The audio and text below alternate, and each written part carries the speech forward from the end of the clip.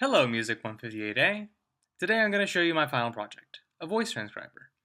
So the goal of my project was to create a program that would take in my singing and then turn it into a sequence of notes that could be played back with a synth. So let's dive in chronologically. This is my max transcriber. It has a bunch of functions. You can save sequences, load sequences, clear your current sequence, play. So let's play. So this is a bunch of OSC packets over here which hold information about notes, such as the pitch, vibrato, and amplitude.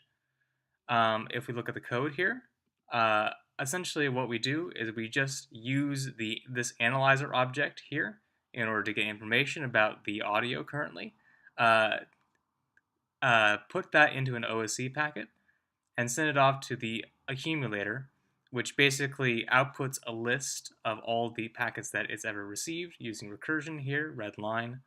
And over here, it sends it out to the purple region, which all this does is it formats the data a bit, and then it comes out, goes through sequence I/O, which allows saving and loading. Essentially, I just move the ODOT packet into an ODOT dictionary, and dictionaries within Max can be exported and imported to JSON files.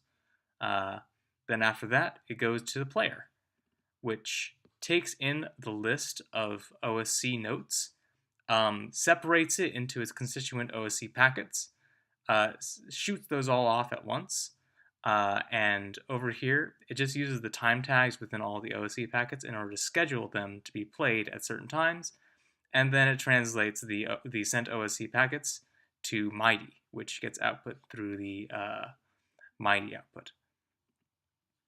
So, this is all well and good. However, I found out after I made it that it doesn't work too well. Here, let me show you. Clear sequence. Ba, ba, ba, ba, ba. And then play the sequence. It's pretty awful. So yeah, that's my project. Except, I decided that it's probably a problem with the analyzer, so I made my own. So, I implemented the MPM pitch finding algorithm by Philip McLeod and Geoff Weibel. It detailed in their paper a smarter way to find pitch. Essentially, the algorithm is a peak picking algorithm. It uses the normalized square difference function, which is a type of autocorrelation, as a measure of how similar the frequency is to itself at different offsets. It then finds the distance between the peaks of the NSDF function, for example here and here, and uses that to calculate the frequency. So my implementation is here. I essentially follow the paper to a T. I don't calculate clarity, but other than that, you can just look at the paper for more details. Unfortunately for me, it turns out that was the easier part of this problem, because what took me the most time out of everything was detecting the notes. I might give a more detailed rundown of what I learned about DSP and threshold note detection later, but I ended up averaging the signal in order to smooth it out, performing a bandpass filter to smooth it out a little bit more, and then using compression in order to decrease the dynamic range of the signal. And then after that, I got something which looked kind of like an indicator function.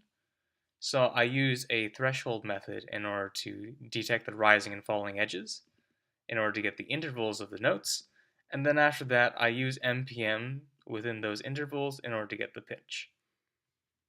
And after all of that, here's what I get.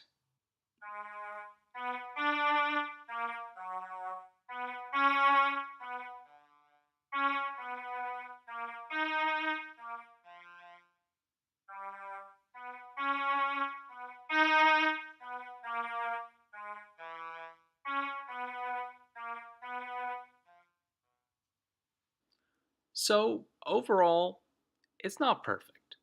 The first phrase of this sequence had a lot of pitch errors, but the second phrase of this sequence had no pitch errors, to my knowledge, and the timings of the notes were pretty good.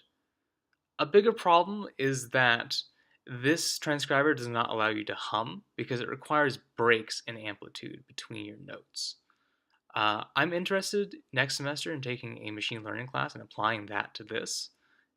I wonder if using those techniques, I could come up with a way to detect notes using a combination of pitch and amplitude. But a simple way to improve the program right now would be to implement the clarity measure and do a weighted average of the pitch. That might decrease the amount of pitch errors. And with that, I move to the live stage.